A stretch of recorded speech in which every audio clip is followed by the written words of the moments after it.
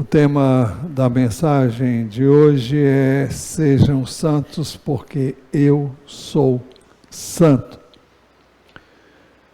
Isso ainda é dentro daquilo que vínhamos falando anteriormente. Obrigado, Isaías. Sobre a importância de vocês orarem por motivos que estão no boletim de oração da igreja. E no pedido número 11, ainda quando oramos por nós e por nossas famílias, na letra D, nós temos nossos relacionamentos uns com os outros para que sejam bons, e o outro item para que haja santidade, pureza e temor. Por isso, o tema da mensagem é: sejam santos porque eu sou santo. Quando Deus tirou o povo de Israel do Egito, ele o fez com propósitos bem definidos. Isso é expresso na palavra de Deus em Levítico 11, 45. Ele disse: eu sou o Senhor, que os tirei da terra do Egito, para que eu seja o Deus de vocês. Portanto, sejam santos, porque eu sou santo. Eu sou o Senhor, Deus dizendo: eu sou o Senhor. Eu os tirei da terra do Egito com uma finalidade, com um propósito, que eu seja o Deus de vocês.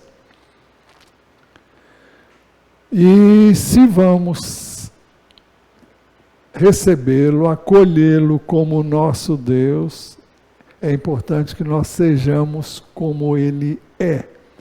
Portanto, sejam santos como eu sou santo. Se conhecemos a Deus, se o amamos, se o tememos e queremos estar com Ele, nós devemos buscar ser como Ele é. Não significa que sejamos em algum momento deuses, nunca seremos como Deus. Mas nós fomos criados à imagem e à semelhança dEle, exatamente para termos com Ele comunhão, um bom relacionamento com Ele. E para que o tenhamos assim, é necessário que nós sejamos o que caracteriza Deus, entre outras virtudes e atributos que lhe são inerentes, é a santidade. Sejam santos, porque eu sou santo.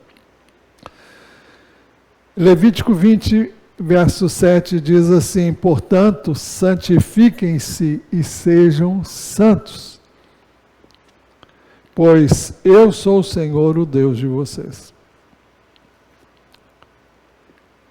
Santifiquem-se e sejam santos. Por quê? Pois eu sou o Senhor, o Deus de vocês.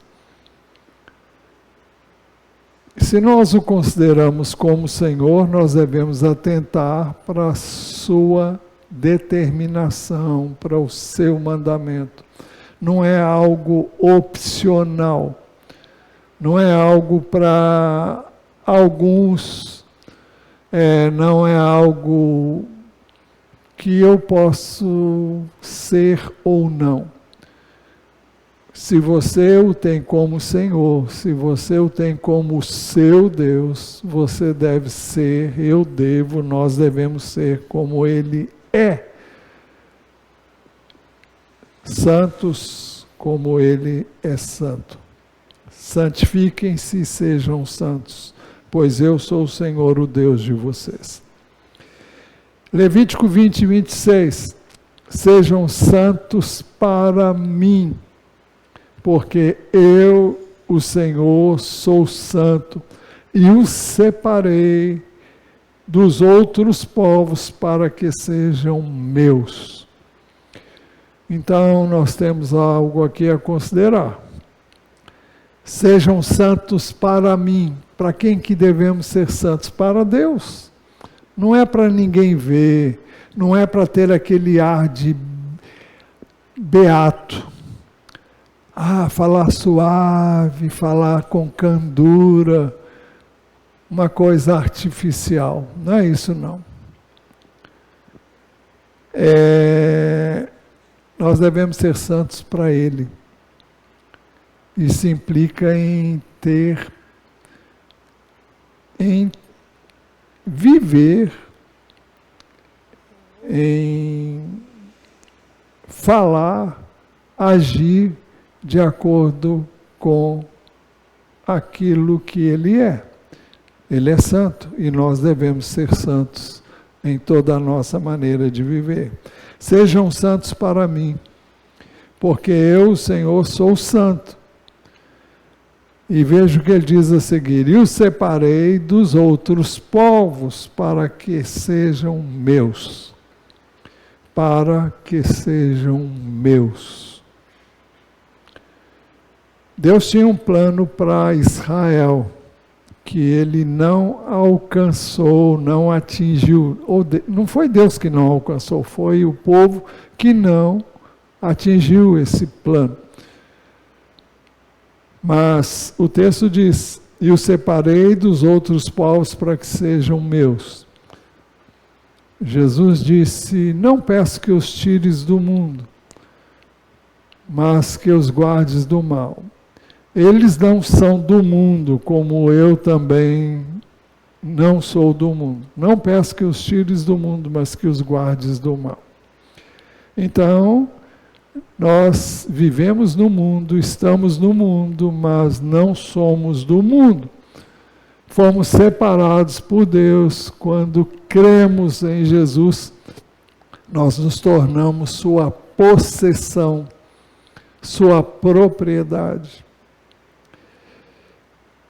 Em Êxodo capítulo 19, versos 5 e 6, o Senhor diz assim, através de Moisés: agora, pois, se ouvirem atentamente a minha voz e guardarem a minha aliança, vocês serão a minha propriedade peculiar dentre todos os povos.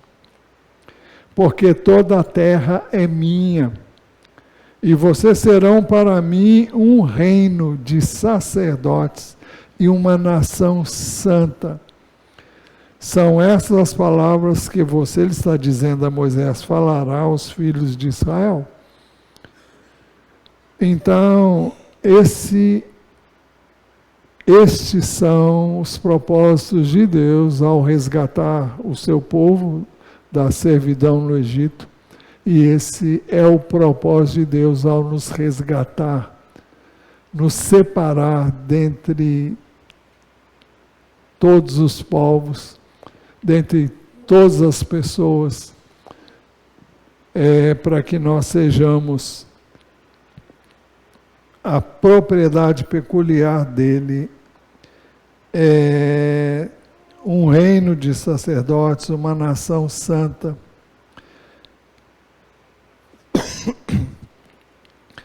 Mas o propósito do Senhor não mudou. Você pode dizer, isso foi lá no Velho Testamento. Olha, se você abrir mão do Velho Testamento, você vai ter que abrir do Novo também, porque o Novo é o cumprimento do que aconteceu, do que foi dito lá no Velho. Israel não fez o que Deus queria que ele fizesse. Você vai dizer, então Deus falhou? Não, Deus não falhou. Mas Deus veio mostrar através de Jesus um modo superior. É como se dissesse, eu quero que vocês façam isso. E quando o apóstolo Paulo conheceu o Senhor, ele disse, se alguém pode confiar em si mesmo, e ele vai dizer o que eu gosto de dizer como seu pedigree, a sua ficha técnica, e ele vai descrever o que ele era. E ele descreve isso em Filipenses capítulo 3, e eu não vou ler, mas se você quiser, você vai lá e lê. Mas logo depois ele diz, mas o que para mim era lucro, isso considerei perda, por causa da sublimidade do conhecimento de Cristo, meu Senhor, por amor do qual eu perdi todas as coisas e as considero como lixo para ganhar a Cristo. E ser achado nele, não tendo justiça própria, mas aquela que procede de Deus, a justiça de Deus por meio da fé. Então, Paulo tentou ser perfeito. E dentro da lei, ele diz que foi perfeito. E quando pensamos em lei, nós pensamos no cumprimento da letra. Não é difícil cumprir a letra. O difícil é cumprir a essência daquilo que está por trás da letra. Então, ele reconheceu que antes, aquilo que ele achava que, naquilo em que ele se achava perfeito, ele reconheceu depois que não estava com nada. Nada daquilo atendia. Então ele buscou e encontrou o que ele precisava em Jesus. É por isso que o propósito do Senhor não mudou. A mesma coisa é dita a nós que somos hoje o Israel de Deus. Vocês, porém, isso está na 1 de Pedro, capítulo 2, versos 9 e 10. Vocês, porém, são geração eleita. Ele está falando para nós. Vocês, porém, são geração eleita, sacerdócio real, nação santa, povo de propriedade exclusiva de Deus. Com que propósito? A fim de proclamar as virtudes daquele que o chamou das trevas para a sua maravilhosa luz. O propósito de Deus, ao nos resgatar, é que nós possamos ser santos como Ele é, a fim de proclamarmos aquilo que Ele é. É preciso que as pessoas vejam em nós, não por nossa capacidade própria, mas pelo Espírito e poder de Deus, aquilo que Deus é. E se Deus não puder ser visto, se Cristo não puder ser visto em nós, então vai ficar difícil das pessoas desejarem ter e conhecer a Jesus.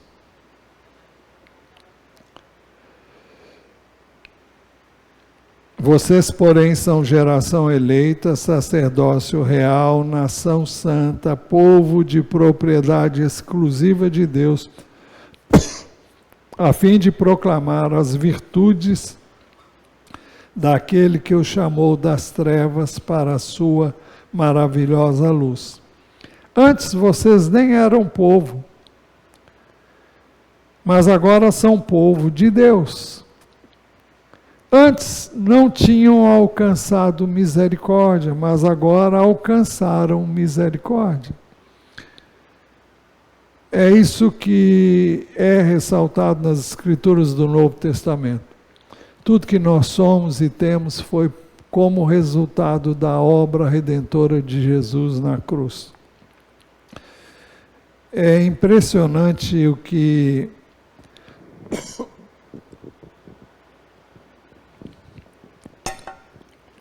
o apóstolo Paulo escreveu aos Efésios em relação a nós, e ele diz assim em Efésios capítulo 1, versos 3 a 6. Bendito seja o Deus e Pai de nosso Senhor Jesus Cristo, que nos abençoou com todas as bênçãos espirituais nas regiões celestiais em Cristo. Antes da fundação do mundo, Deus nos escolheu nele. Nele quem? Em Cristo. para sermos santos e irrepreensíveis. Vejam,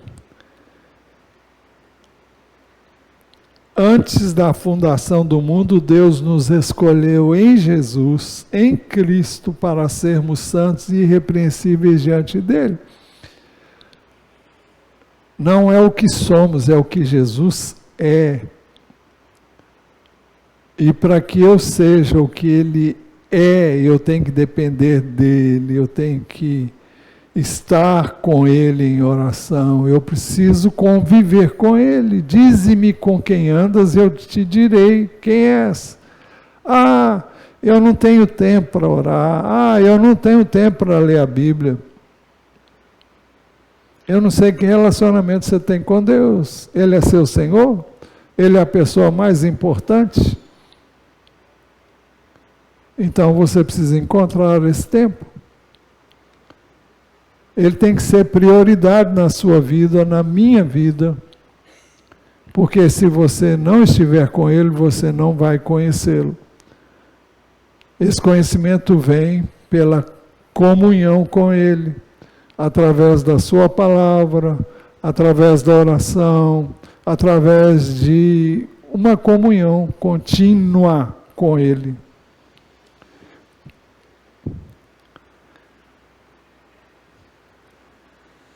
Para sermos santos e irrepreensíveis diante dele.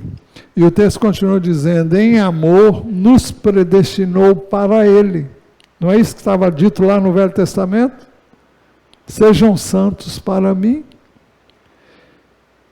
O texto diz, para sermos santos e irrepreensíveis diante dele, em amor nos predestinou para ele, para sermos adotados como seus filhos por meio de Jesus Cristo. O texto continua dizendo, segundo o propósito da sua vontade, o mesmo propósito que ele teve lá atrás, para louvor da glória da sua graça, do favor que ele nos concedeu gratuitamente no amado, ou seja, em Jesus Cristo. O apóstolo Paulo também escreveu aos Coríntios, dizendo da nossa relação com Cristo. E ele diz assim, em 2 Coríntios 5, 14 e 15, pois o amor de Cristo nos domina. Eu gosto muito da outra versão que diz, o amor de Cristo nos constrange. O amor de Cristo é constrangedor. É algo que nos impacta poderosamente. Porque reconhecemos isto, um morreu por todos. Ou seja, é Cristo que morreu por todos, logo todos morreram. Agora veja o que diz depois, e ele morreu por todos, para que os que vivem não vivam mais para si mesmos, mas para aquele que por eles morreu e ressuscitou. Para quem você vive? Você vive para você mesmo? Você vive para alguém que não é o Senhor, que deu a vida dele por você, que foi à cruz, que recebeu todos os seus pecados, que levou a sua morte e trouxe a você a vida que ele tem, por isso ele ressuscitou. Então, perdão, o texto diz, para que os que vivem não vivam mais para si mesmos, mas para aquele que por eles morreu e ressuscitou. Então eu e você devemos viver para Jesus. É esse o propósito de Deus.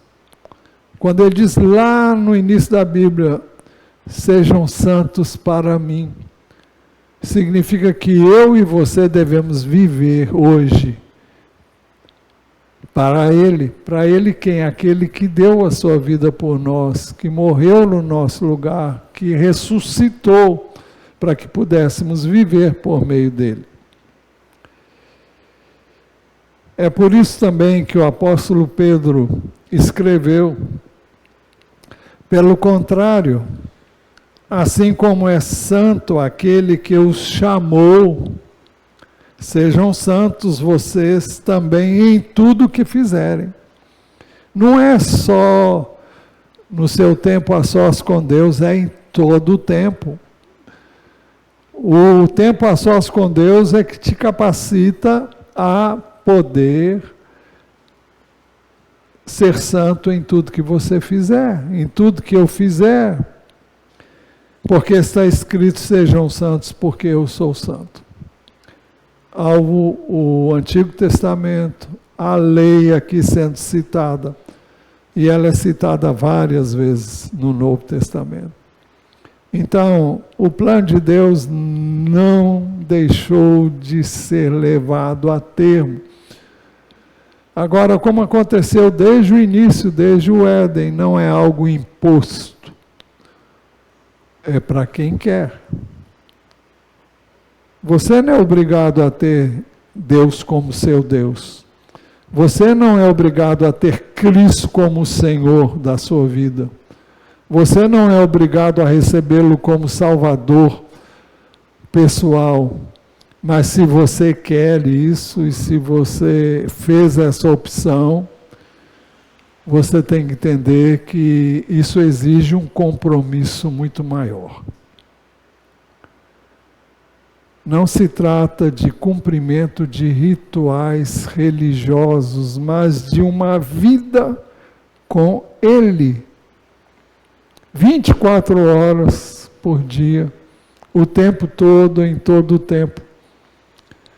Então, sua vida não consiste em atos religiosos, como se isso resolvesse tudo. Não, você pratica atos religiosos, você se reúne com o povo de Deus, e você tem a sua devoção pessoal. Agora, depois, a sua vida deve ser resultado desse relacionamento com Ele, e com uns com os outros. Pelo contrário, assim como é santo aquele que o chamou, sejam santos vocês também em tudo que fizerem, porque está escrito: sejam santos porque eu sou santo. O que significa ser santo? Ser santo significa ser separado do mal, do pecado, do erro. Significa viver na luz, separado das trevas. Santo em relação a Deus tem sentido absoluto. A mensagem que dele ouvimos e que anunciamos a vocês é esta: Deus é luz e não há nele treva nenhuma. Isso é o que caracteriza Deus. Ele é santo, ele é luz, e a luz significa essa perfeição, essa santidade que nós vemos em Deus. E o texto diz que nele não há treva nenhuma. 1 de João 1,5. Então, em sentido absoluto, Deus é santo, é perfeito, não há pecado. Jesus diz: quem de vocês me convence de pecado? E ninguém se levantou para convencê-lo do pecado. Ele não cometeu pecado, nem dolo algum se achou em sua boca. Mas ele se fez pecado por nós, ele tomou os nossos pecados, mas nele não havia pecado. Ele foi tentado à nossa semelhança, mas ele não pecou. Então, santo, quando se refere a Deus, fala de algo absoluto. Nele não há treva nenhuma. Ele é luz e nele não há treva nenhuma. Agora, santo em relação a nós é um processo. O texto diz: a mensagem que dele ouvimos, ele está se referindo o apóstolo João está se referindo à mensagem que eles ouviram de Jesus. A mensagem que dele ouvimos e que anunciamos a vocês é esta: Deus é luz e não há nele treva nenhuma. E ele continua: se dissermos que mantemos comunhão com ele e andarmos nas trevas, mentimos e não praticamos a verdade. Ou seja, se eu digo que tenho comunhão com Deus, e o que eu faço é caracterizado por trevas, quem é que caracteriza o que são trevas? É a Bíblia, é a palavra de Deus. Aquilo que Deus condena, aquilo que Deus não aceita como sendo da luz, mas sim como trevas. Se eu faço o que é das trevas, se eu minto, se eu roubo, se eu adultero, se eu fornico, se eu trato mal alguém, se eu fico irado e guardo o ressentimento, isso tudo é treva. Isso e muito mais. Então, quando eu pratico essas coisas, eu não posso dizer eu tenho comunhão com Deus. Eu e você estamos em pecado se fizermos isso. O texto diz: se dissermos que mantemos comunhão com Ele e andarmos nas trevas, mentimos e não praticamos a verdade. Se andarmos na luz como Ele está na luz, o que vai acontecer? Temos comunhão uns com os outros. E o sangue de Jesus, seu Filho, nos purifica de todo o pecado. Então, veja, se eu tenho comunhão com Deus, fala do meu relacionamento com Ele. Então, eu tenho que ter um bom relacionamento também com as pessoas. Ah, mas fulano age assim, problema dele, o seu é você tem que tratar ele como Deus trataria ele, como Jesus tratou, como Jesus viveu. Ele é o modelo, ele é o parâmetro. E se eu errar, eu tenho que pedir perdão. O que é o perdão, pedir de perdão? Primeiro, confissão é confessar, eu errei. Ah, mas eu erro sim, todos nós erramos. Isso não estou dizendo isso para justificar a prática do erro. O erro, o pecado, deve ser, como já temos dito muitas vezes, e João vai dizer na primeira epístola: meus filhinhos, essas coisas escrevi para vocês para que vocês não pequem. Se alguém pecar, nós temos advogado. Se, porém, alguém pecar, temos advogado junto ao Pai. Jesus, o justo, ele é a propiciação pelos nossos pecados, e não somente pelos nossos, mas pelos do mundo inteiro. Então, se eu confessar, se eu errar, eu tenho que confessar, admitir para as pessoas e confessar o meu pecado a Deus. Isso é andar em santidade, mas não... A Bíblia diz que o pecado deliberado, ou seja, viver em pecado, sabendo que é pecado e permanecer no erro, não tem como você ter perdão, porque você sabe que está fazendo algo errado. Pecado deliberado é como se você estivesse pisando naquilo que Jesus fez por você. Hebreus capítulo 10, a partir do verso 26, diz isso muito claramente. Mas o processo nós dissemos que santo em relação a nós é um processo. Então, nós estamos em processo de santificação, e por isso o processo é também chamado de santificação. Jesus pediu em oração a santificação dos seus discípulos. Ele orou assim: santifica-os na verdade, a tua palavra é a verdade. Assim como tu me enviaste ao mundo, também eu os enviei ao mundo, e a favor deles eu me santifico, para que eles também sejam santificados na verdade. Ou seja, Jesus fazia aquilo que ele sabia, devia fazer para ser modelo, padrão, para que os seus discípulos fossem também santificados na verdade, para que a palavra viva de Deus pudesse ser vista na vida de Jesus. Então ele se santificava, ele vivia essa palavra para que eles pudessem ser santificados na verdade. Jesus disse: eu sou o caminho e a verdade. Verdade por quê? Porque as palavras dele tinham respaldo no seu comportamento. Então, é importante que nós entendamos isso.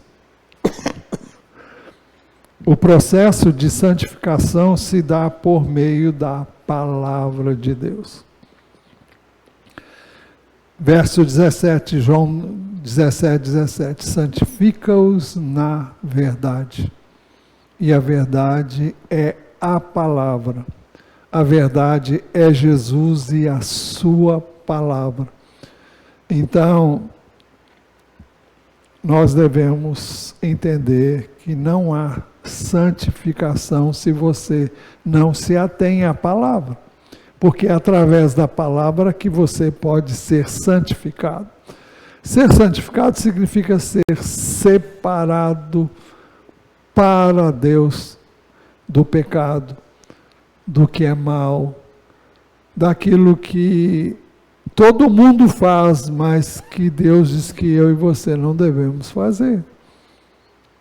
O modelo para nós não é o que os outros fazem, não é como o mundo vive, mas é como Jesus viveu. E é como ele diz que eu e você devemos viver. Mas o processo de santificação também pode ser chamado de renovação da mente. E requer uma entrega total de nós mesmos a Deus por meio de Jesus. Eu vou repetir. O processo de santificação também pode ser chamado de renovação da mente e requer uma entrega total de nós mesmos a Deus por meio de Jesus. Requer a entrega dos nossos corpos a Deus. Por isso que Romanos 12:1 diz assim: portanto, irmãos, pelas misericórdias de Deus, peço que ofereçam o seu corpo como sacrifício vivo, santo e agradável a Deus. Esse é o culto racional de vocês. Então, o que o apóstolo está dizendo, e esse primeiro verso de Romanos 12 tem a ver com tudo que ele disse nos capítulos anteriores, que não vai dar para falar aqui agora, mas ele vinha falando sobre a graça de Deus, né? Por isso que ele diz, pelas misericórdias de Deus. Já que vocês foram objetos de misericórdia, já que alcançamos misericórdia da parte de Deus por causa da obra redentora de Cristo, então ofereçam seus corpos a Deus como sacrifício, mas não é sacrifício morto, é sacrifício vivo. como sacrifício vivo e agradável, santo e agradável a Deus. Então, a oferta que Deus quer é a minha própria vida. É eu me dar inteiramente a Ele. Não é parte, não é um tempinho, não é numa situação, não, é o tempo todo. Se você trabalha, você deve trabalhar como se estivesse trabalhando para Deus.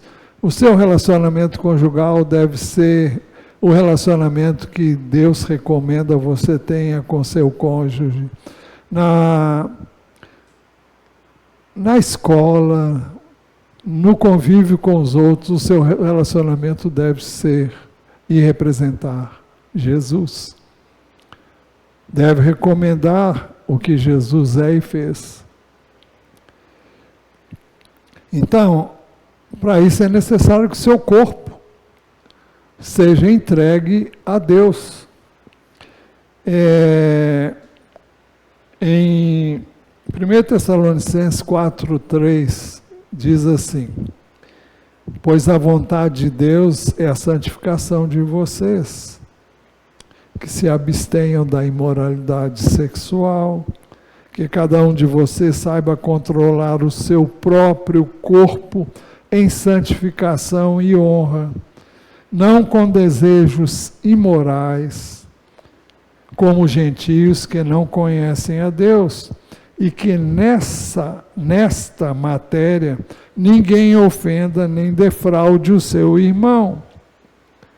Porque contra todas estas coisas, como antes já avisamos e testificamos, o Senhor é vingador, pois Deus não nos chamou para a impureza, e sim para a santificação.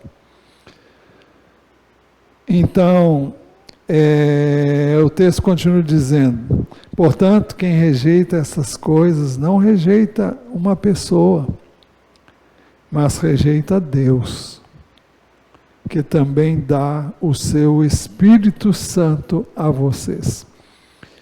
O Espírito Santo nos foi dado para que nós reproduzamos a vida de Deus, a vida de Cristo. E isso deve se manifestar na forma como usamos o nosso corpo. O nosso corpo é templo do Espírito de Deus. E eu não posso usá-lo da maneira como eu quero, mas como glorifica a Deus. E o corpo deve ser dedicado ao Senhor. Sexo só dentro do casamento. E assim mesmo dentro dos parâmetros estabelecidos pela palavra de Deus. Hoje existem tantas formas das pessoas se relacionarem sexualmente, mas nós temos que fazer de acordo com a palavra.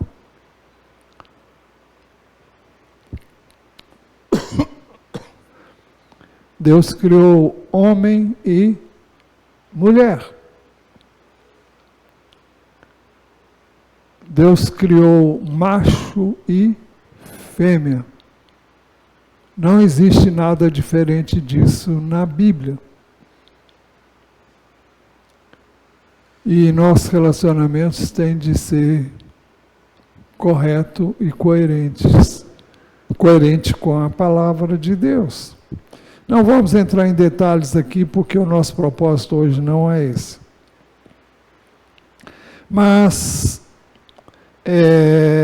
o processo de santificação requer que não nos conformemos com os padrões deste mundo. E o texto diz em Romanos 12, 2a, e não vivam conforme os padrões deste mundo. O mundo não serve de parâmetro para nós, não serve de modelo, não serve de orientação em nenhuma área. É por isso, outra vez, que nós enfatizamos a importância de você ler, estudar, meditar, memorizar, meditar na palavra de Deus. porque você vai ver exemplos, os piores possíveis, imagináveis, todos os dias, o tempo todo, porque você, a menos que você fechasse num quarto e não saísse de lá. E ainda assim o diabo ia colocar coisas que você já viu na sua mente, porque ele faz isso. Faz isso comigo, faz isso com você, faz isso com todo mundo. Então, a menos que você esteja alimentando a sua mente, renovando a sua mente diariamente com a palavra de Deus, não há como se santificar. Não há como você viver uma vida diferente daquela que você vê todo mundo vivendo e fazendo, e consagrando como sendo a verdadeira liberdade.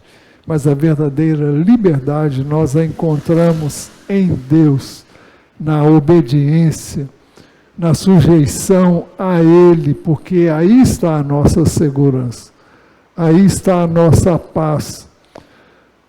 Tiago chama isso de lei da liberdade. É algo que nos traz liberdade. Liberdade para termos paz com Deus, termos paz com uns com os outros e termos paz conosco mesmo.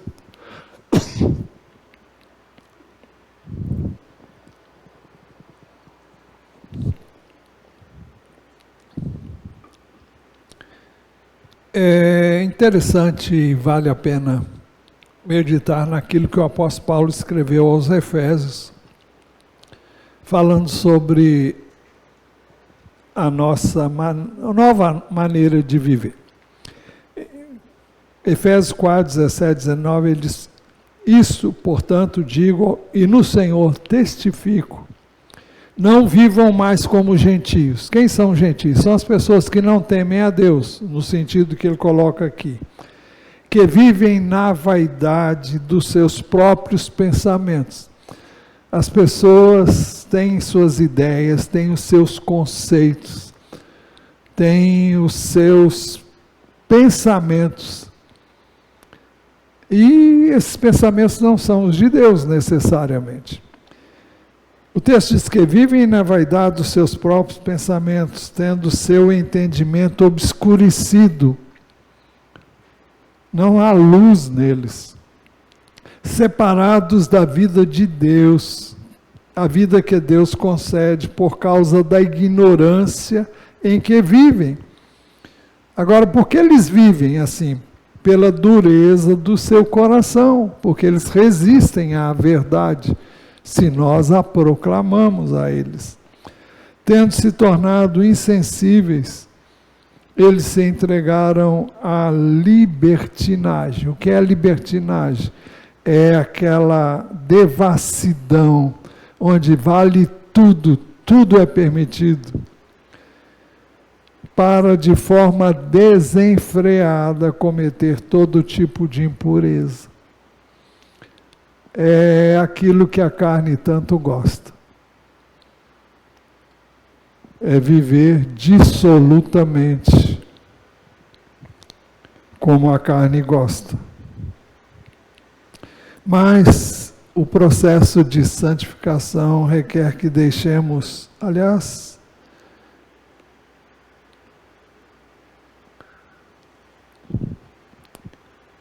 o processo de santificação com a renovação da mente requer que deixemos-nos transformar pela renovação da mente. O texto diz: e não vivam conforme os padrões deste mundo, mas deixem que Deus os transforme pela renovação da mente, para que possam experimentar qual é a boa, agradável e perfeita vontade de Deus. A mente é renovada quando eu me exponho à palavra de Deus.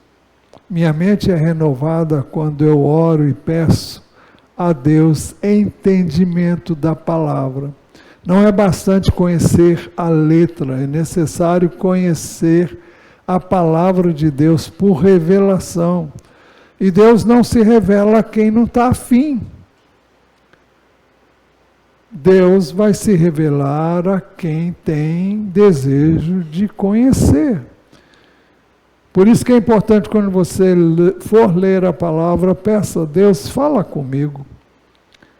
Dá-me entendimento espiritual. Renova a minha mente. Dá-me um entendimento além da letra. O Salmo 119, 18 diz assim: desvenda os meus olhos para que eu contemple as maravilhas da tua lei. Existem coisas que estão aparentemente ocultas. Você lê e não vê, mas se você pedir a Deus, eu quero ver, eu quero entender além da letra. Então, ele vai trazer esse entendimento. Quando esse entendimento vem, você é renovado na mente. E quando você é renovado na mente, você muda de atitude em relação à maneira de proceder.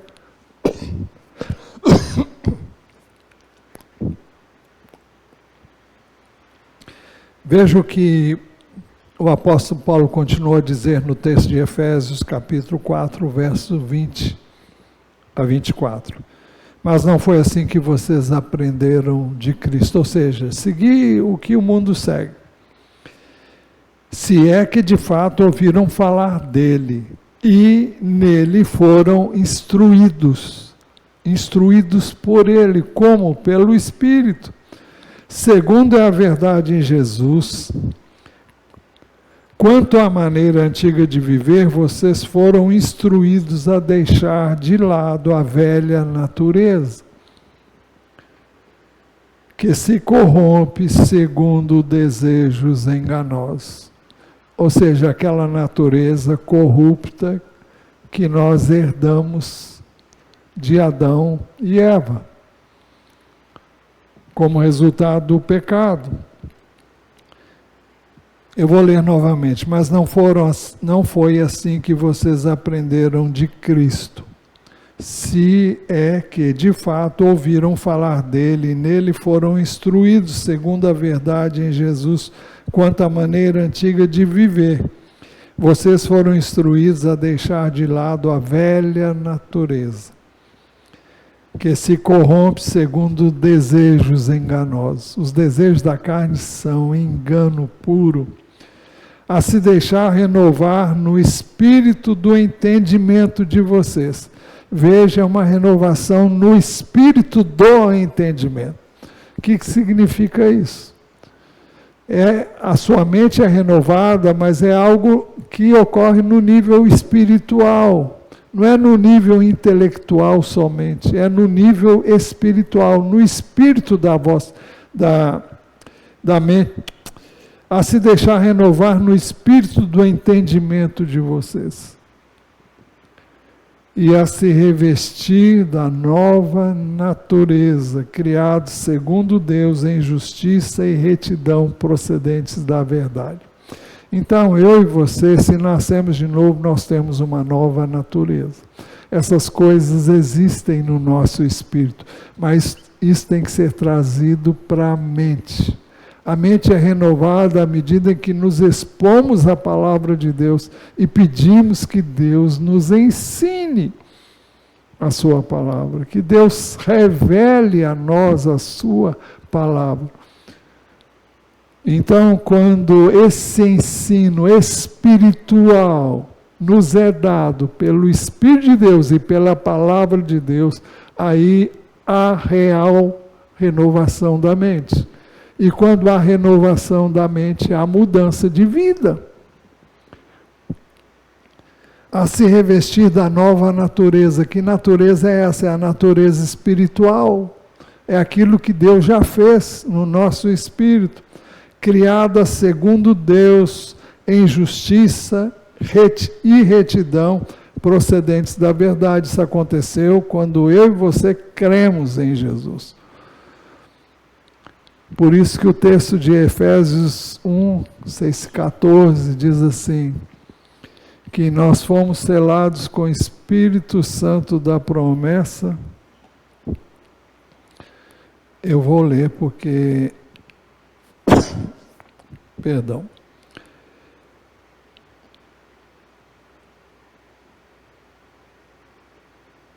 Efésios capítulo 1, verso 14, 13 ou 14, vamos ver. O verso 3 diz: nele também vocês, depois que ouviram a palavra da verdade, o evangelho da salvação, tendo nele também crido, receberam o selo do Espírito Santo da promessa.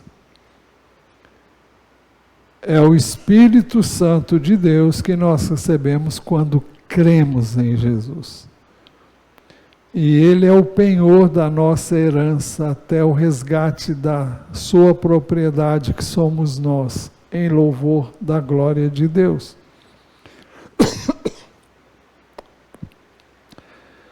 O processo de santificação, então, se dá pela renovação da mente, pelo Espírito de Deus e pela palavra de Deus. E implica em mudança de comportamento e de atitude.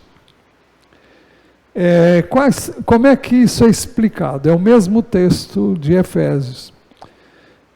Por isso, à luz do que foi dito, ele diz, deixando a mentira, que cada um fale a verdade. Se você entendeu que a mentira é pecado, então deixa a mentira. E fale a verdade com o seu próximo, porque somos membros do mesmo corpo. Fiquem irados e não pequem. Como é que alguém fica irado e não peca? Se você não expressar essa ira no primeiro que passar na sua frente. Você está irado e você se mostra irascível, se mostra irritado e você solta os cachorros em todo mundo. Ou se você guardar ressentimento em relação a uma determinada pessoa, isso vai acabar estourando numa determinada hora e a pessoa vai perceber isso. Você pecou. Se eu ficar irado, eu tenho e posso ficar irado contra o mal, contra o erro, mas não contra quem pratica o erro.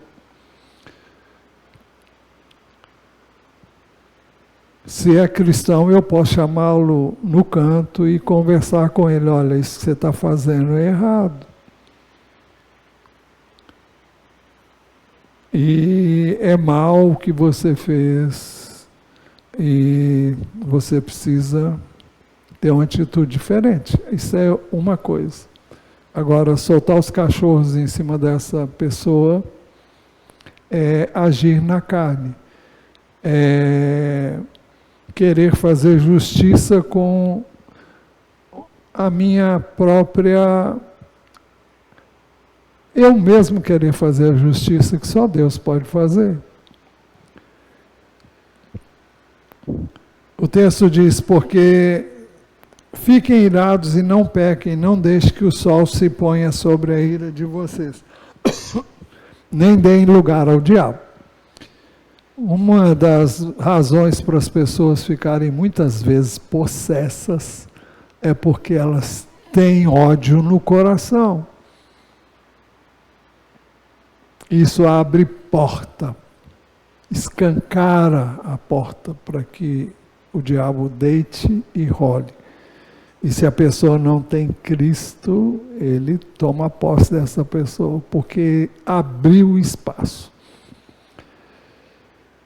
Ele continua dizendo, aquele que roubava não roube mais, pelo contrário, trabalhe, fazendo com as próprias mãos o que é bom, para que tenha o que repartir com o necessitado.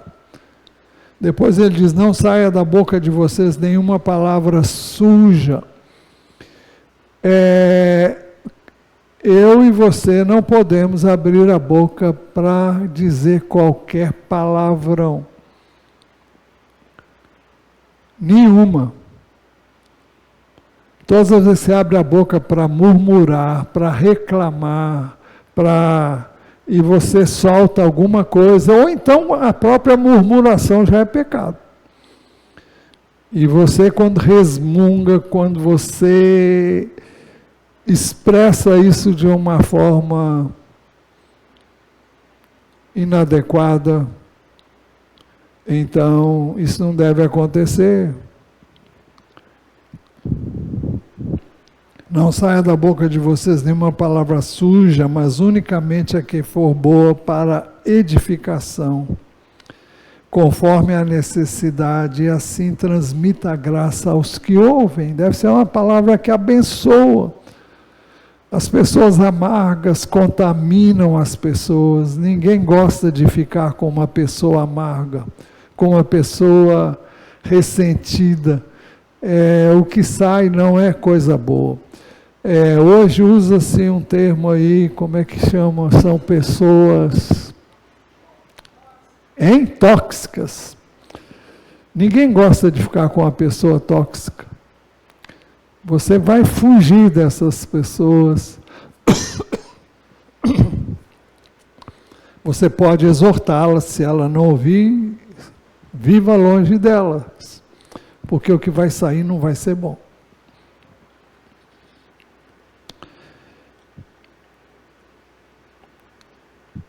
Ele diz assim: e não entristeçam o Espírito Santo de Deus, no qual vocês foram selados para o dia da redenção.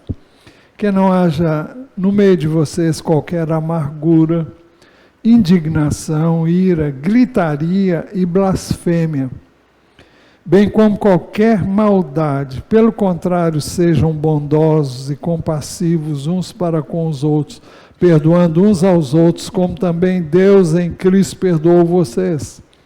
Portanto, sejam imitadores de Deus, como filhos amados, e vivam em amor, como também Cristo nos amou e se entregou por nós, como oferta e sacrifício de aroma agradável a Deus.